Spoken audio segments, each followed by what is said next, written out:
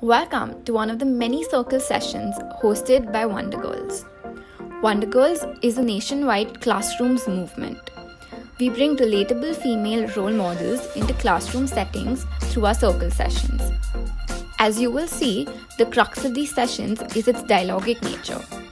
We're currently working with 150 plus classrooms across 7 Indian cities. Our aim is for every adolescent in India to have access to relatable female role models. I welcome you once again and hope you enjoy learning from our speakers' life journey and career path. Research किया है physiotherapy में, which is a medical field, और I am sure कि बहुत सारे लोगों को नहीं पता होगा what is physiotherapy. So physiotherapy is basically rehabilitation which is for patients pre operative and post operative. कोई ऑपरेशन होता है उसके बाद और उसके पहले किया जाता है. It is also done in geriatrics. Patient जो ओल्ड होते हैं, जिनको कोई ना कोई इश्यूज रहते हैं, back pain, knee pain. Physiotherapy also caters to neurological patients जिनको ब्रेन का बीमारी रहता है, जैसे कि स्ट्रोक रहता है, जो पैरालिसिस बोलते हैं. It caters to those patients as well. Physiotherapy has been very upcoming in the cardiorespiratory field. Given the current COVID-19 situation, a lot of physiotherapists were on board with a lot of hospitals serving the COVID patients. COVID-19 के कारण जो हमारे फेफड़ों में जो infection हो जाता है, उसको क्लियर करने में फिजियोथेरेपी का बहुत ही बड़ा पार्ट होता है. So that is where physiotherapy has played a very, very important role and has been rewarded by the government. And it also caters to a lot of other patients, a lot of young people who have injuries. जो sports players होते हैं, जिनको injuries होती है, basketball, football, cricket वगैरह sports खेलने में. So it caters to all those patients as well. So this is the brief. This is what a physiotherapist does, and these are the type of patients that we see on a daily basis. Okay, so now I have done my bachelor's, which is a 4.5 years course. जो आप 12th का exam देते हो, उसके बाद you have 4 years to study and for this course, and then you have 6 months to do internship. जो internship रहता है वो आप हॉस्पिटल में करते हो, डिफरेंट वार्ड्स में करते हो. जैसे कि सर्जिकल वार्ड है, गायनेक का वार्ड है, जो मम्मियाँ डिलीवर करती है, उनका भी फिजियोथेरेपी प्रोग्राम रहता है. So there are different wards that you're posted in during your internship period. That is the structure of the course. ये तो सिर्फ बैचलर्स की बात है. Then there is post graduation, which we call masters or doctorate, which is another 2 years course wherein you do your specialization in various fields. Like for example, I am doing my specialization in musculoskeletal, जहाँ पे I will mainly deal with cases related to bones and muscles, जैसे कि fractures होते हैं, ligament strain होता है, injury होता है, muscle spasm होता है. जो डे टू डे बेसिस पे जो इंजरीज होती है, I will mainly deal with that. Pre operative cases होते हैं, पोस्ट ऑपरेटिव होता है. That is musculoskeletal. There are various fields of specialisation. One is musculoskeletal, one is neurological, then you have cardiorespi, you have geriatric, you have sports, you have paediatric, जो बच्चों का physiotherapy रहता है. This is a brief about my profession, and now I think if you all have any questions, you all can ask me.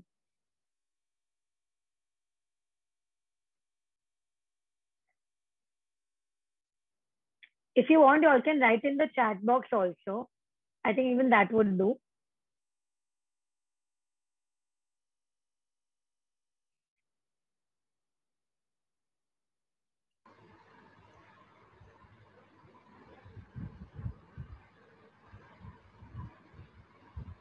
So do you have any questions? How do you want me to go about with it? This is a brief introduction of what physiotherapy is, and brief introduction as to what do we do, what kind of patients do we cater to. I can give you all a brief about how do you get into this field. आपको क्या पढ़ाई करनी होती है. जैसे कि अगर आप 10th स्टैंडर्ड दोगे, जो आपका बोर्ड एग्जाम रहता है, so after your 10th standard board exam, you have 2 years, जो आपका 11th और 12th होता है, जब आपको प्रिपेयर करना होता है in 3 main subjects, which is physics, chemistry and biology. You study these 3 core subjects, and then you have an entrance exam which is called NEET, जो ऑल ओवर इंडिया का एग्जाम रहता है NEET. You give that entrance exam and based on your grades you get into a medical school based on your what grades you get and what state do you apply to.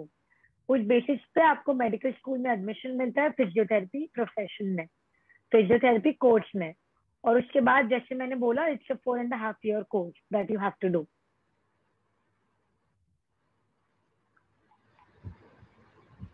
So you have to be really inclined towards biology as a subject to really love medicine.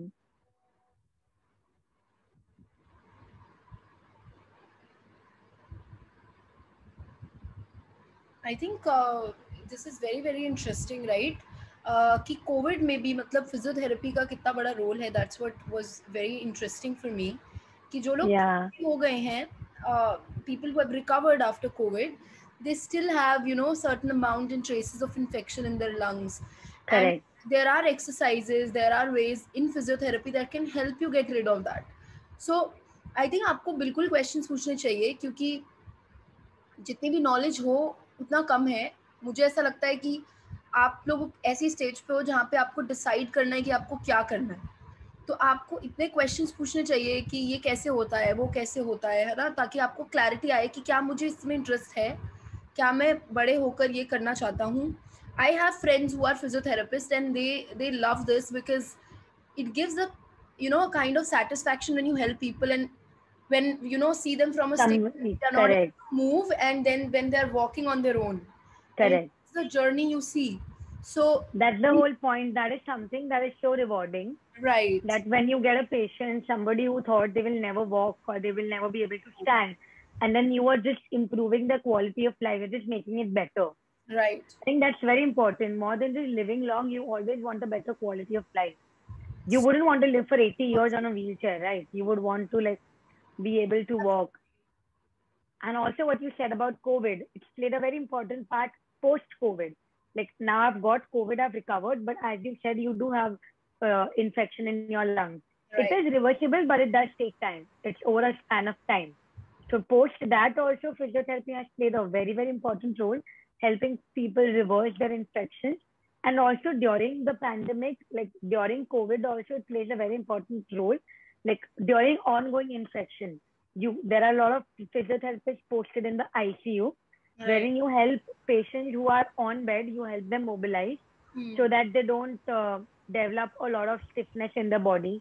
You help those patients mobilize. You also help them clear out their chest. So there's a lot of chest congestion. So you help them clear out that congestion by doing a lot of different techniques, by doing suctioning. There are a lot of different methods. And that eventually helps in a faster recovery and also decreases the rate of infection post-COVID. Makes sense, makes sense.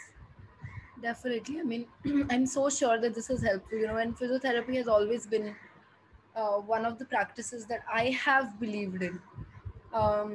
So I think it has, there was one time when I was very sick. I had sciatica and I was not able to move from my bed.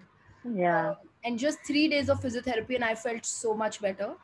Although I did it for next 2 months, but then, you know, and it's been 6 years and I have not felt that again. So this is really a great practice. और आप लोग जितना इसके बारे में पूछोगे उतना अच्छा. I'm not sure. Khushbu, are you comfortable with Hindi? I mean, I think it's. Yeah, I don't mind. Yeah, I don't mind. I'm very comfortable. बेटा आप हिंदी में भी क्वेश्चन पूछ सकते हो. आपको कोई भी क्वेश्चन पूछना है आप पूछ सकते हो. Yes. दीदी कॉमर्स में ही ये जॉब मिल सकती है या फिर साइंस में? बेटा साइंस में. Not in commerce. नहीं, ये साइंस का सब्जेक्ट है. कॉमर्स होता है बेटा बैंकिंग, अकाउंट्स, फाइनेंस, इकोनॉमिक्स, है ना. वो अलग चीजें हैं.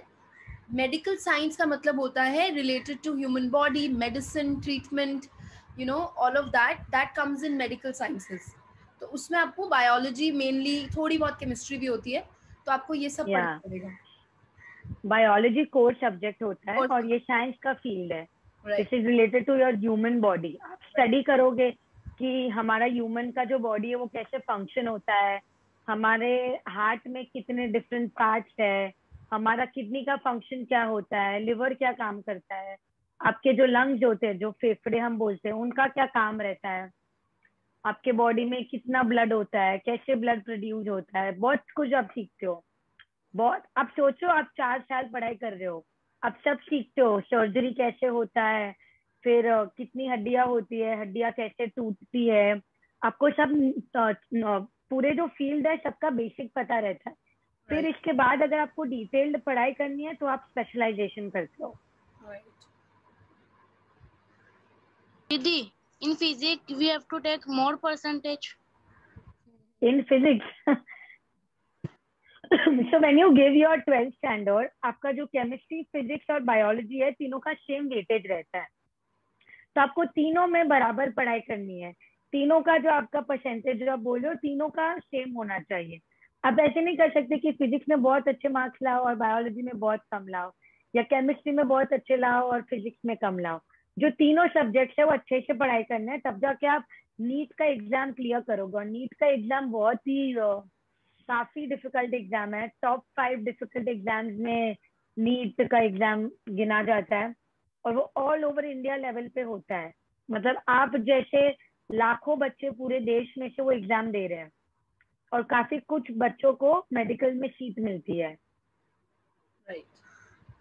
नीट बेटा नाम है एग्जाम का, नेशनल एलिजिबिलिटी एंट्रेंस टेस्ट ऐसे करके कुछ फॉर्म रहता है। तो उसमें यही है कि आपको बस, अगर आप मेडिकल साइंस में जाना चाहते हो 12th के बाद, तो आपको ये एग्जाम देना पड़ता है। सपोज आप में से कोई MBBS करना चाहता है, डॉक्टर बनना चाहता है, फिजियोथेरेपिस्ट बनना चाहता है, आई थिंक ये जो दूसरे वो होते हैं उसमें भी रहता है क्या, इसके लिए भी नीट देना पड़ता है, जो थी and all of that. Homeopathy, yeah, you have to give the NEET entrance, irrespective of what field you want to get in. Yeah, I think then according to the scores and ranks, आपको divide कर देते हैं। Yeah, it's your score, it's your rank, it's your wish as to what you want to do, your interest. Based on that, you pick what you want to do. Dentist के लिए भी अगर आपको dentist बनना है तो भी आपको नीट देना पड़ेगा। नीट तो आपको देना ही पड़ेगा। करेक्ट। हाँ, अगर आपको स्पेसिफिकली एम्स में जाना है या कुछ, तो फिर आप एम्स का एग्जाम दो, या आपको स्पेसिफिकली किसी ऐसे कॉलेज में जाना है। बहुत प्राइवेट कॉलेजेस है जो अलग से एग्जाम रखते हैं, तो उनका काफी अलग एग्जाम होता है। बट अभी जो नया रूल पास हुआ है उसमें majority colleges come under NEET. Private colleges के जो एग्जाम्स थे वो भी काफी उसमें बंद हो गए। Majority of the exam they come under NEET, all colleges come under NEET. तो जो सेपरेट एग्जाम्स का जो सिस्टम था वो अभी बंद हो चुका है। Like as you mentioned about AIIMS, so now they've shut it. So now usually there are all everything is under one roof. Yeah, I think that's better always. आप लोग हिंदी में, मराठी में, गुजराती में, जो लैंग्वेज में आपको क्वेश्चन पूछने पूछ सकते हो। You know all these languages? Oh my god. Yeah, I live in Maharashtra, so I know Marathi. I am Gujarati by birth, so I know Gujarati. Amazing. Gujarati तो इन लोगों को भी नहीं आती है बोलनी। ये लोग अहमदाबाद में रह रहे, उधर सब लोग गुजराती में बात करते हैं। इनको सिर्फ हिंदी ही आती है। हिंदी में मुझे भी I also got a shock, but yes, they are. दीदी। हाँ बेटा, पूछो इशरत। दीदी Ishrat, we are not able. My voice is not proper. Is that what? Didi, I'm telling that is. मेरी आवाज. Your voice is vibrating. Your voice is vibrating. That's very specific, Ishrat. Well, I am so sorry. Yes. I think there might be a internet thing from my side. I think it'll get better. Oh wow, we are having more kids. That's interesting. Shausen is here. Great. बेटा आप कुछ भी question पूछ सकते हो। जैसे मैं आपको एक एग्जांपल बता देती हूँ। आई थिंक दीदी ने जो बताया शुरू में, जो बच्चे नए आए हैं, recently my nanny had an operation. Okay, she's very old. She had a stomach operation. She had a stomach and intestine. Rejoin. So she, after the operation, she was recovering, but she was feeling very weak. So she was not able to move or even sit down on her own. Right? Correct. It was a major operation. So I remember she took physiotherapy for 6 months. So the physiotherapist doctor used to come at home, you know, do certain exercises, and from slowly she started standing up on her own. She started moving 2 steps, then 3 steps, and now she moves all on her own. You know, it's been more than a year now. So she feels so much better. She can brush her teeth on her own, she can move her hand. Otherwise it was, and she was old, right? So physiotherapy क्या करती है, आपके muscles को, आपकी bones को strength देती है ना. आप जो रेगुलर एक्सरसाइज कर रहे हो, जो वीकनेस आ गई है, जो स्ट्रेंथ चली गई है आपकी बोन्स में से ड्यू टू ट्रॉमा, किसी भी तरह का ट्रॉमा हो सकता है, एक्सीडेंट का ट्रॉमा हो सकता है, या आप गिर गए हो, या आपको चोट लग गई है, या जैसे post you know operative traumas होते हैं, कुछ भी तरह के ट्रॉमास को वो निकाल देता है और आपको स्ट्रेंथ देता है कि आप वापस से अपनी हड्डियों और अपनी मसल्स को यूज कर पाओ. आपने भी अपने आसपास देखा होगा ऐसा, है ना. और भी बहुत चीजों में फिजियोथेरेपी यूज होती है. सर्वाइकल में जिनको नेक प्रॉब्लम्स होती हैं, they take physiotherapy. Back problems होती हैं, दे टेक फिजियोथेरेपी. फ्रैक्चर्स जो होते हैं, जो कॉमनली आपने देखे होंगे, जैसे अपना बोन ब्रेक हो जाता है, तो कई बार अगर पेशेंट यंग है तो हम ऑपरेशन नहीं करते, अगर जरूरत नहीं लगती तो उस पे हम कास्ट लगाते हैं. करेक्ट, आपको डॉक्टर कास्ट लगा के देंगे, वो व्हाइट कलर का पूरा जो प्लास्टर होता है. वो प्लास्टर में अगर आपका हाथ जब 10 से 15 दिन तक या 2-3 वीक्स 4 वीक्स जैसे ड्यूरेशन है, अगर वो टाइम के लिए बंद होता है आपका हाथ, तो डेफिनेटली अगर आपका हाथ आप नहीं हिलाओगे 10-15-20 दिन, तो हाथ में बहुत सारा स्टिफनेस हो जाएगा, आपका हाथ काफी रिजिड हो जाएगा, वो हिलेगा नहीं. तब जाके फिजियोथेरेपी रोल प्ले करता है, ताकि जो मसल्स वहां के जो नहीं काम कर रहे उनको काम करने का, we work on those muscles, वो मसल्स पे काम करते हैं ताकि वो अपना जो काम है, वो मूवमेंट है, वो अच्छे से कर सके. तब जाके आपका हाथ पूरा ऊपर होगा, नीचे होगा. That's how it works. दीदी, एमबीबीएस बनने के लिए हमें कितने साल का कोर्स करना चाहिए? एमबीबीएस के लिए भी 5.5 साल का कोर्स रहता है, सेम ही रहता है, सिर्फ वो 1 साल ज्यादा रहता है उनका. और एक उसमें 4 साल आपको पढ़ाई करनी है और 1 साल आपको इंटर्नशिप करना होता है हॉस्पिटल में. और बहुत सारा पढ़ाई करना पड़ता है, आपको टाइम नहीं मिलता है सोने का, खाने का, पीने का. So it's very hectic, but काफी अच्छा कोर्स है. अगर आप वो भी चाहो तो ढेर सारी पढ़ाई करो 11th और 12th में, और अच्छे मार्क्स लाओ और काफी अच्छे डॉक्टर्स बन जाओ. थैंक यू दीदी. You're welcome. I think Ishrat, if I'm not wrong, he has some question.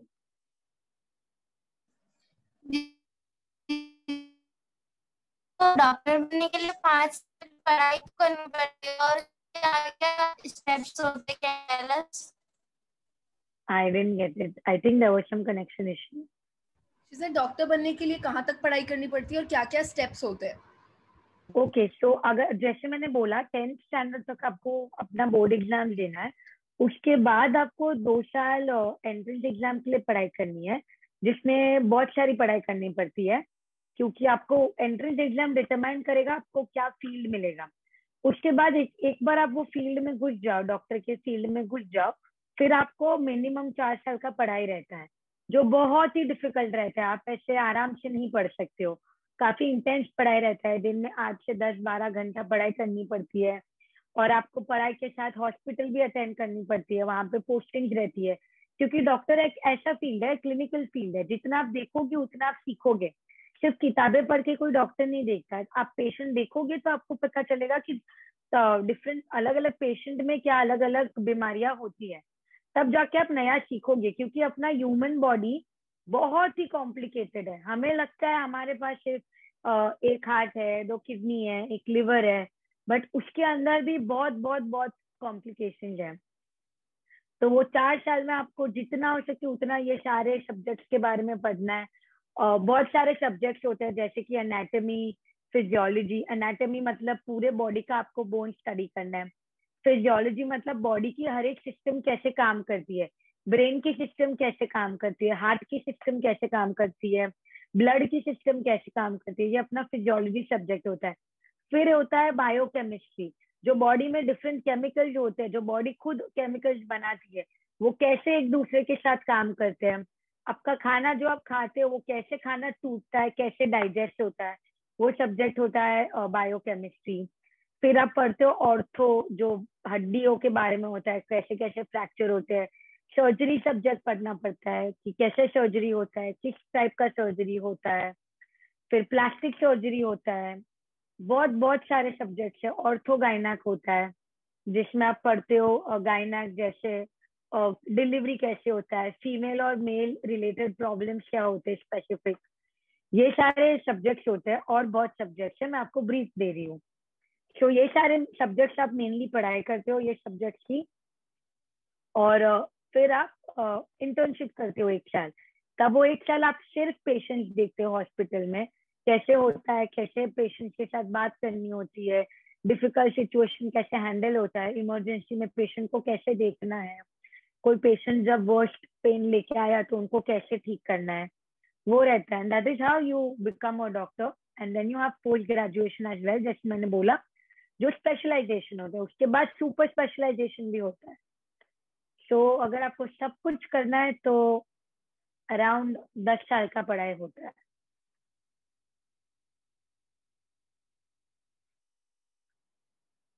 I think we have some questions on the chat box. For IPS officer, what subject to take? You have to give UPSC exam to be an IPS officer. Once you are 21, you are eligible for the UPSC exam. And that is when you give UPSC exam, you clear, you get good grades. तब जाके आप IPS, IAS officer के लिए apply कर सकते हो। और मैं IPS ऑफिसर नहीं हूँ, इसलिए मैं और इसके बारे में नहीं बता पाऊंगी। आई एम श्योर ये लोग को IPS ऑफिसर को बुलाएंगे आपके साथ बात करने के लिए, और वो आपको काफी डिटेल में बता पाएंगे कि वो क्या करते हैं। बेटा आईपीएस ऑफिसर के लिए आपको बहुत सारे सब्जेक्ट्स पढ़ने पड़ते हैं, ऑलमोस्ट 16 सब्जेक्ट्स। यस, ठीक है, almost 16, because IPS officer is serving the society, so he must or she must know about everything, right? Almost everything. तो there is a choice of 1 or 2 subjects आप लेकिन जैसे zoology लेना है या economics लेना है, वो आपको थोड़ा सा रहता है लीवे, बट वैसे आपको सारे सब्जेक्ट्स पढ़ने पड़ते हैं। थोड़ा सा मैथ्स, हिस्ट्री बहुत पढ़नी पड़ती है, पॉलिटिक्स बहुत पढ़नी पड़ती है, पॉलिटिकल साइंस जो आप पढ़ते भी हैं, है ना, सुप्रीम कोर्ट क्या होता है, ये क्या होता है, पॉलिटिक्स का सब कुछ। There are many subjects that you have to do, but mainly क्या रहता है कि आपको पूरी सोसाइटी की नॉलेज होनी चाहिए, दैट्स द पॉइंट। ठीक है, तो उसके बारे में अनस we can talk about it some time later. Right now if it will be better अगर आप मेडिकल साइंस के बारे में, डॉक्टर्स के बारे में, डॉक्टरी के बारे में, फिजियोथेरेपी के बारे में पूछ सकते हैं, है ना। Thank you Anas. Lisa, you can ask your question. आपको क्या सवाल है, आप पूछ सकते हो, आपने हैंड रेज किया है।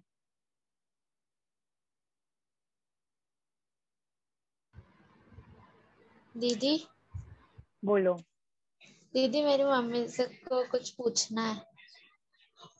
Okay, good afternoon ma'am. Good afternoon. जी मुझे एक प्रॉब्लम हो गई थी राइट लेग में। डिलीवरी के बाद पाँव, मेरे लेग है ना पूरा सुन पड़ जाता है, आधा घंटे तक भी खड़े नहीं रह सकती मैं। ओके, प्रॉब्लम क्या है ये कुछ पता नहीं, एक्सरे भी करवाया कुछ निकला नहीं है, कुछ समझ में नहीं ओके। आता, पूरा लेग सुन हो जाता है, आधा और घंटे भी खड़े नहीं रह सकती मैं। कितने टाइम पहले आपने डिलीवरी हुआ है आपका? 4 साल हो गया।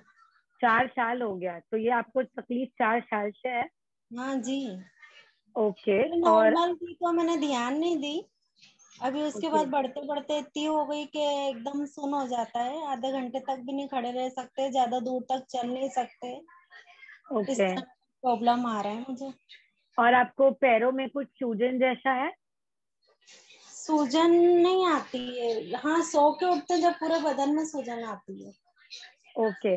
आपका शायद से जो पैरों का हमारा जो नस होता है वो कई बार दब जाता है। स्पेसिफिक जो पैरों का नस रहता है वो कई बार दब जाता है। तो वो नस दबने के कारण जो जो एरिया में वो नस पास होता है, जो नर्व वो एरिया में पास होता है, वो पूरे एरिया में हमको सुन पड़ जाता है, मूंगियाँ आती है, चलने को तकलीफ होता है, ज्यादा देर खड़े रहने से तकलीफ होता है। ये यूजुअली उसके कारण हो सकता है, बट मैं आपको और डिटेल में बता पाऊंगी अगर मैं आपको एग्जामिन कर पाऊँ, आपको तपाश कर पाऊँ उसके बाद जी मैं आपको डिटेल में बता पाऊंगी, बट जी ये मोस्ट इस तरह प्रॉब्ली का पेन इस तरह का होता है जैसे एक साइटी का तरीका, मैंने एक रिसर्च करा था फोन पे, तो साइटी का तरीके से है ने यानी पेन होता है पूरा कमर से लेके एक पूरा लेग पांव तक करेक्ट नीचे एड़ी करेक्ट, तक। उसको कॉमनली शाइटिका बोलते हैं, बट जी वी आर नॉट श्योर कि वो सिर्फ शाइटिका होता है, क्योंकि शाइटिका तो एक कंडीशन है। ऐसे बहुत जी सारे कॉजेज होते हैं कि आपका पैर सुन्न हो जाए, तो इसको हमें और जी डिटेल में थोड़ा तपास करना पड़ेगा, फिर मैं आपको बोल सकती हूँ। बट ये जी डेफिनेटली आपका कोई नर्व का कंप्रेशन हो रहा है जिसके कारण आपको ये तकलीफ हो रही है। जी तो इसके लिए कुछ सजेशन हो कि आप चाहो तो आपके घर के पास अगर कोई फिजियोथेरेपी क्लिनिक रहेगा तो आप जी उधर जा सकते हो, एंड आई एम श्योर वो लोग आपकी मदद कर पाएंगे जी और आपको ठीक कर पाएंगे। जी 1 डेढ़ 2 महीने तक तो मैंने टेबलेट वगैरह और इंजेक्शन वगैरह लिए थे, तो जब तक तो इतना कुछ पता नहीं चल रहा था, फिर बाद में मैंने बंद कर दिया, बोले कोर्स पूरा हो गया। हाँ तो नहीं, फिर बट उसके बाद दवाई के साथ ये चीज भी बहुत जरूरी है, क्योंकि दवाई आपकी जो नस जो बंद हो चुकी है, जो दब चुकी है, उसको जी दवाई ठीक नहीं कर पाती है। तो आप जितना एक्सरसाइज करोगे उतना वो नस ढीला होगा, छूट पड़ेगा, तो आप अच्छे से कर पाओगे आपका जी वॉकिंग वगैरह। वॉकिंग करना, हाँ। तो वो प्रॉब्लम तो यही है ना मैम, कहने में ज्यादा चल भी नहीं सकती, फिर वो हाँ जी। प्रॉब्लम यही है मुझे कि इतना खड़ी हो सकती है, आधे घंटे से ज्यादा खड़ी नहीं हो सकती, इस तरह से प्रॉब्लम आती है मुझे। और चलने में भी प्रॉब्लम आती है, बैठ बैठ के चलती हूँ थोड़ी थोड़ी देर पे। हाँ जी।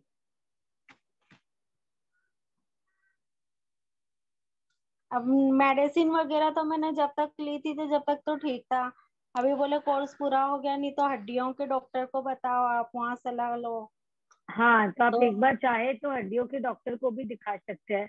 वो चेक जी करेंगे कि आपका विटामिन डी और B12 सही है, आपके पैरों में और कोई तकलीफ है, क्या कॉज है, वो डिटरमाइन कर सकते हैं।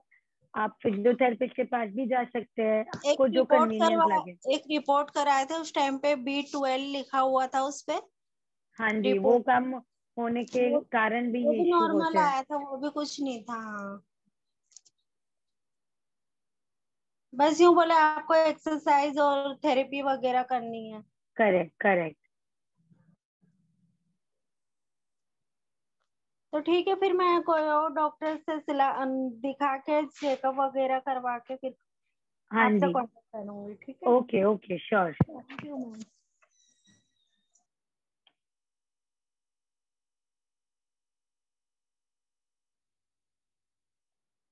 So now, does anyone else have any questions? Should we discuss something? दीदी प्रेशर कैसे बोलो, बढ़ता है? क्या बोल रहा? प्रेशर कैसे बढ़ता है? प्रेशर कैसे बढ़ता है? यस। आपका ब्लड प्रेशर बढ़ने के बहुत सारे कारण होते हैं। अगर आपने अच्छे से नींद पूरी नहीं की है तो आपका प्रेशर बढ़ सकता है। आपके माइंड में कोई भी टाइप का स्ट्रेस अगर आप लेते हो तो उसके कारण भी प्रेशर बढ़ सकता है। अगर आपके आसपास कोई सैड इवेंट हुआ है या फिर किसी ने गुस्सा किया है तो भी आपका बॉडी का ब्लड प्रेशर बढ़ सकता है।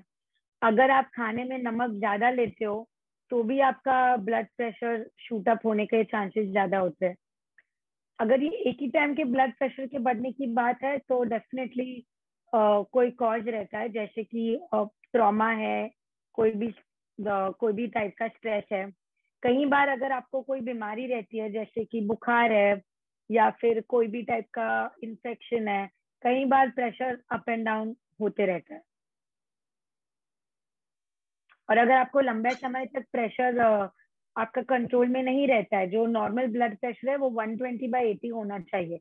अगर आपका बहुत लंबे समय तक इतना प्रेशर नहीं रहता है, अगर 1 से 1.5 महीना आपका प्रेशर ज्यादा रहता है, 140 के ऊपर रहता है, और नीचे का प्रेशर 100 से ऊपर रहता है, तो आपको डेफिनेटली दवाई स्टार्ट करनी चाहिए प्रेशर की। थैंक यू दीदी। Welcome. I think Kushbu, I think it'll be interesting if you can tell them a little bit about maybe what's the most difficult part of your job and what's the most easiest, and what I think I'll ask that one separately, but just what's most easiest and what's more challenging for you in your job? So I think there is no such thing as easy or difficult, but definitely something that is challenging is when you get extremely complicated cases, somebody who has undergone a lot of surgery or undergone a huge trauma, and the road to recovery is very long. I think that becomes challenging physically as well as mentally also for the patient, because they sometimes lose hope. So they don't want to cooperate because they believe that मैं अभी ठीक होने नहीं वाला हूँ तो मैं नहीं करूँगा, मुझे एक्सरसाइज नहीं करनी है क्योंकि मैं ठीक नहीं होऊंगा. But somewhere I know, like मुझे पता है कि वो ठीक होने वाला है, आज नहीं, थोड़ा टाइम ज्यादा लगेगा, may be not tomorrow, may be 1 महीना नहीं 2-3 महीने लगेंगे, पर वो ठीक हो सकते हैं. तो वो जो ब्रिज है, जो पेशेंट और डॉक्टर का जो ब्रिज होता है, जो आपको बिल्डअप करना है कि पेशेंट को आप पे भरोसा हो जाए और आप उन्हें कन्विंस कर पाओ कि आप ठीक होगे, I think that is very challenging. Because बहुत सारे फैक्टर्स होते हैं जो हम इग्नोर करते हैं, जैसे कि पेशेंट का साइकोलॉजिकल स्टेट कैसा है, पेशेंट कैसे गौर से गुजर चुके हैं. It's very important to consider all of that, so that becomes very challenging. तो वो एक चैलेंजिंग पार्ट है. Make sense.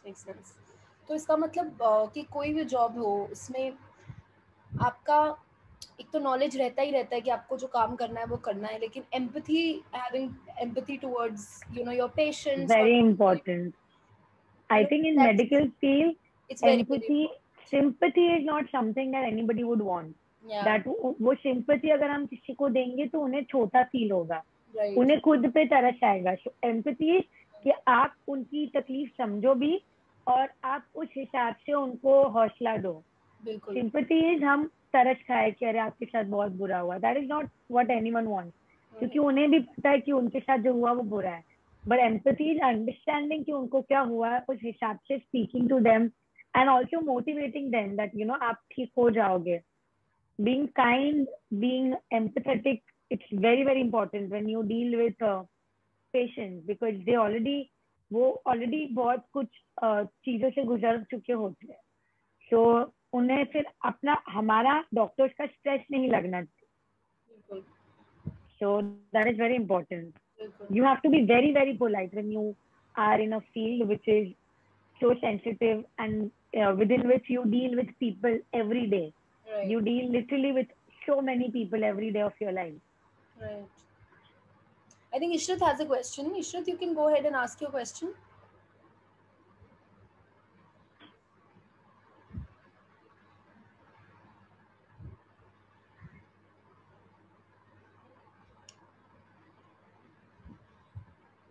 Ishrat, if your audio is not okay, you can ask your question in the chat box also.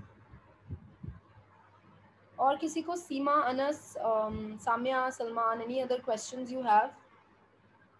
I think somebody was also asking about the money, Khushbu.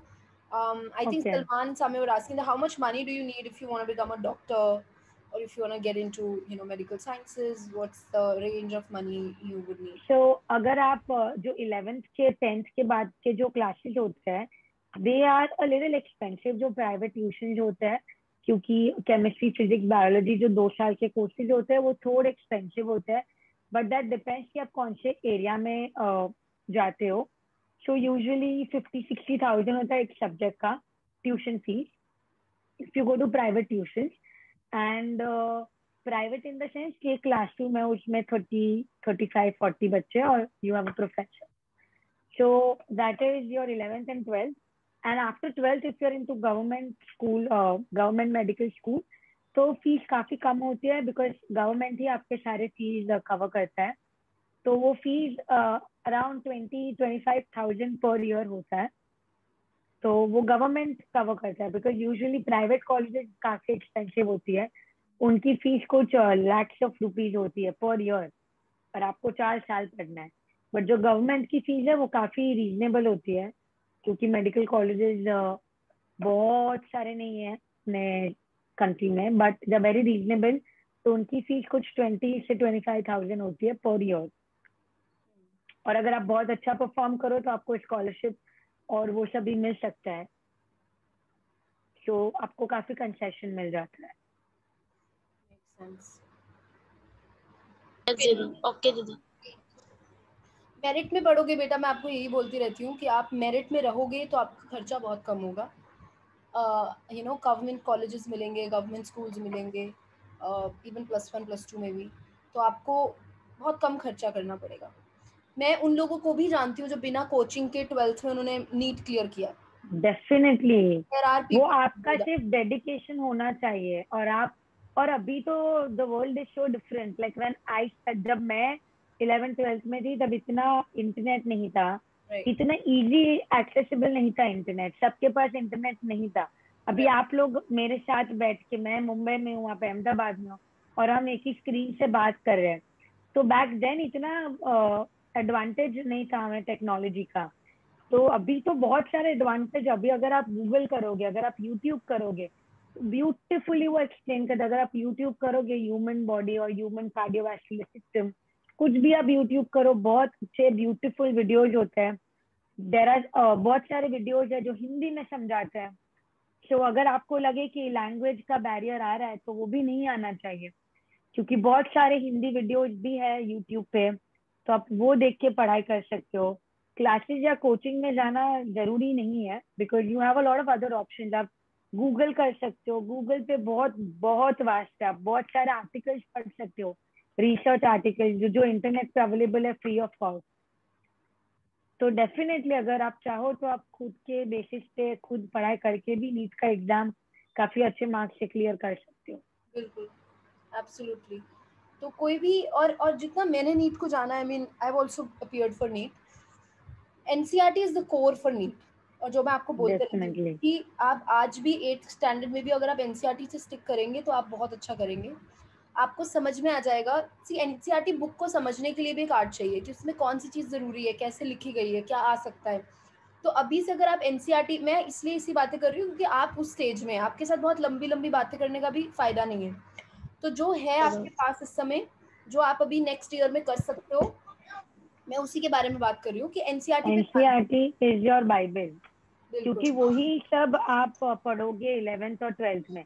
जब मैं school में थी तब NCERT का book था ही नहीं हमारे पास, हम स्टेट बोर्ड की बुक से पढ़ते थे, because we didn't have the option of NCERT. State board had not introduce NCERT back then, तो we didn't have the option. इसके लिए हमें जब 11th में आए तो हमारी बहुत सारी चीजें नहीं थी, इट वाज न्यू। जो बाकी के जो बोर्ड वाले थे उन्होंने पढ़ ली थी।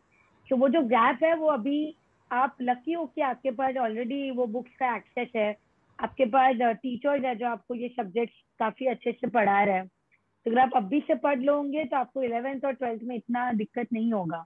right. I think Ishrat has a question. Ishrat is back. Ishrat, you can ask your question. Yes, Didi. Didi, can I ask Didi that Khushbu Didi that how can we less the thyroid? मतलब thyroid कम करने के लिए हमें क्या करना चाहिए? अभी आप थायराइड जो होता है वो दो टाइप के थायराइड होते हैं, एक होता है हाइपर थायराइड और एक होता है हाइपोथायराइड। जो हाइपर थायराइड होता है उसमें हमारे बॉडी में थायराइड का जो प्रमाण है वो बढ़ जाता है, और जो हाइपोथायराइड होता है उसमें जो थायराइड का प्रमाण है वो कम हो जाता है। और थायराइड को ऑल्टर करने के लिए आपको मेन तो लाइफस्टाइल चेंजेस करनी है। आपको क्लीन और हेल्दी खाना है, जंक फूड नहीं खाना है, अवॉइड करना है। और थायराइड के लिए मेडिसिन होती है जो आपको लेनी पड़ती है, अपार्ट फ्रॉम जो लाइफस्टाइल चेंजेस है, थायराइड की मेडिसिन है जो आपको लेनी है और कंट्रोल में लाना है उसको। अभी मैं आपको दवाई का नाम तो नहीं दे सकती, बिकॉज मुझे आपका पूरा हिस्ट्री जानना जरूरी है कि आपको कौन सा वाला थायराइड है। जैसे मैंने बोला 2 प्रकार के थायराइड होते हैं, सो आई नीड टू नो कि आपको कौन सा वाला थायराइड है, कितने साल से है, आपको थायराइड के कारण क्या क्या सिम्टम्स है, वो सब जान के मैं आपको कुछ और आगे बता पाऊंगी।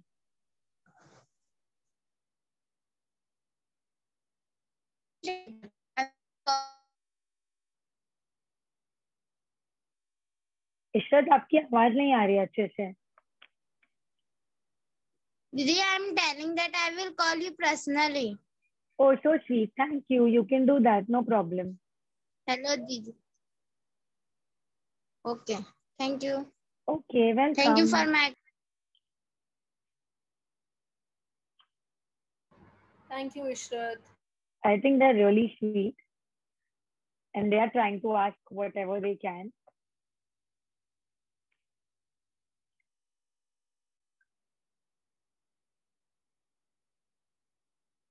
No.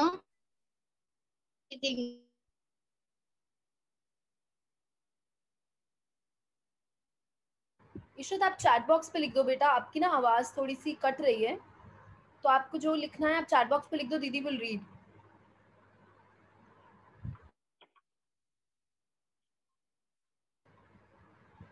Okay, if you don't have any other questions, then I don't think it's good to let Didi wait and, take her so much time out of her day. I'm sure she'd be very busy. If you have any other questions, I'll give you 1 more minute. I think Afreen also joined just now. I'll give you 1 minute to maybe think about a question you want to ask. See, there are certain questions बेटा जो नहीं कर पाएंगे, दीदी ही answer कर पाएंगी, तो अभी पूछ लीजिए. I think Didi. Samia and Salman have some query. दीदी नीट की एग्जाम कब देने की होती है? 10th बाद या 12 बाद? 12th के बाद.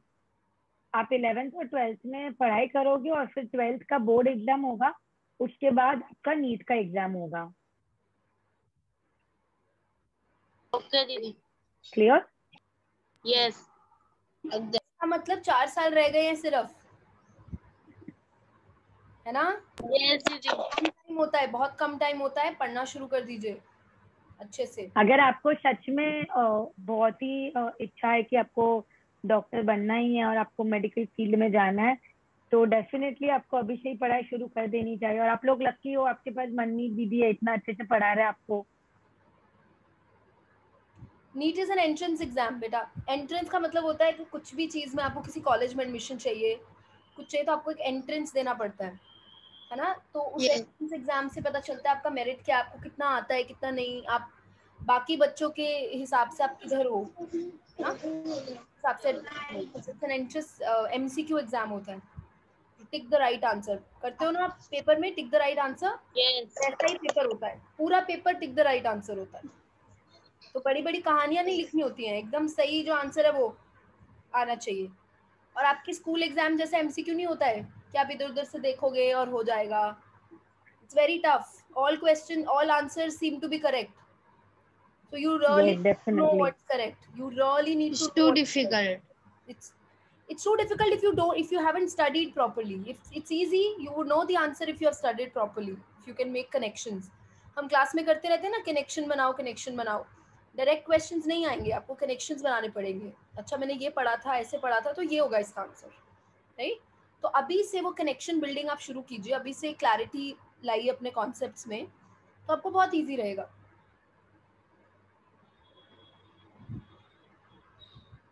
Okay, I would just ask one question, Khushbu. I think kids do not have any other questions. Okay. I really want to know, people who get into medical sciences, and I myself am a genetist. I'm a genetic doctor, but I did not do my PhD, and I turned into an educator. So I personally want to know, what is that one inspiration that doctors have, to serve the society, or what it is actually which get you in the kind of work that you do, because it's very difficult, to be honest. I mean, you really need to be selfless, you have to sacrifice so many things. So there is an amount of golden period that we have in our lives, this adulthood. Yeah. And we just give it to studies, we just give it to, people around us. How does that feel, and what's your inspiration of getting into physiotherapy, getting into, and like knowing what you're doing right now, it's huge, and just trying to help people. I think it's really inspiring. I would like to know what's your inspiration and what was. So as you said that you were giving away your teenagers, जो आपके prime years होते हैं of growing up. Because I remember जब मैं पढ़ाई कर रही थी अपने अंडर ग्रेजुएशन के लिए, और अभी मैं पोस्ट ग्रेजुएशन के लिए कर रही हूँ, तो मेरे जो फ्रेंड्स थे जो कॉमर्स कर रहे थे, तो वो रिलेटिवली थोड़ा फ्री थे. सो और जब मैं 11th और 12th में भी पढ़ाई कर रही थी, तो वो लोग कॉमर्स वाले काफी थोड़ा एंजॉय कर रहे थे, जो कॉलेज के फेस्ट होते अटेंड कर रहे थे. और बहुत कुछ अपना बोलते हैं ना लाइफ एंजॉय कर रहे थे। और मुझे लगता था कई बार कि मेरी तो लाइफ ही कुछ नहीं है, मैं तो पूरा दिन पढ़ाई करती हूँ। और for a very long time sometime you feel, आप देखते हो अपने दूसरे फ्रेंड्स को और आपको लगता है कि अरे मुझे तो इतना पढ़ाई करना पड़ता है, उन्हें नहीं करना पड़ता है, वो फ्रस्ट्रेशन आ जाता है। बट एज एंड व्हेन आप जैसे जैसे बहुत सारे पेशेंट्स को मिलते हो तो आपको रियलाइज होता है कि आपकी कहानी तो बहुत छोटी है। When you meet other people you realise कि उनकी जिंदगी में जो स्ट्रगल था वो बहुत ही बड़ा है। एंड जब आपको अपॉर्चुनिटी मिलती है कि आप उनकी लाइफ को एटलीस्ट बाय 20-30% बेटर बना सको, then why not. So monetarily being rather than being rewarded, वो बहुत ही मेंटली इमोशनली आपको सेटिस्फाइंग है। Because what is bigger than helping somebody, and what is bigger than making somebody's life better, and knowing that every day of your work, aapka work is only helping people, making them better, getting them out of bed, giving them a better quality of life, making people walk who thought they will never walk. I had a patient who thought कि वो कभी चल नहीं पाएंगे. She was 69 when she was my patient, been 1-2 years, and she was like कि अभी तो मैं मंदिर भी नहीं जा पाऊंगी. Even if I get to go to mandir, it will be such a huge privilege for me. And trust me, in 8 months, she wanted to go visit her daughter in US, but she never thought of going. Because उनको लगा कि मुझे चलने में दिक्कत है, मैं उधर जाके कैसे मैनेज करूंगी. और वो गए उधर, वो इतना अच्छे से अपना जाने से पहले रिहैब करके गए. वो उधर गए, शी कॉल्ड मी थ्राइस कि बेटा आपकी वजह से मैं इधर आ पाई, I am feeling so good, मुझे इंडिपेंडेंट फील हो रहा है. मैं खुद यूएस में गार्डन में जाती हूँ चलने, मेरा पाव काफी बेटर है. मुझे लगा मुझे पूरी जिंदगी अभी बेड पे बितानी पड़ेगी, घर में बितानी पड़ेगी, but at 71 I am living my life. And वो टिल डेट जब भी इंडिया आते हैं मुझे कॉल करते हैं, कई बार मिठाई लेके आते हैं. There have been times where I have spent my Diwalis, my Holis in hospital since the last 2-3 years, and it's been a privilege, it's been a happy place. So it's very inspiring जब आप देखो कि आप किसी और की लाइफ में इतना सिग्निफिकेंट चेंज ला पाते हो. और सम और द अदर वे वो रिवॉर्ड होता है, सबको उसकी कदर है. इट्स नॉट लाइक किसी को कदर नहीं है, डेफिनेटली सबको उसकी कदर है. सो that is what just keeps me going. Thank you so much for sharing that, Khushbu. I think I did relate a lot to this. You know how changing somebody's life in maybe a small way can turn into a big happiness for you. I wish you all the very best. Thank you so बच्चा much. दीदी कुछ बोलना चाहता है तो please बोल सकते हो. कुछ और भी पूछना है तो पूछ सकते हो, और उसके बाद हम दीदी को जाने देंगे बिकॉज बहुत टाइम हमने उनका ऑलरेडी ले लिया है. किसी को भी कुछ भी बोलना है, दीदी को कुछ पूछना है.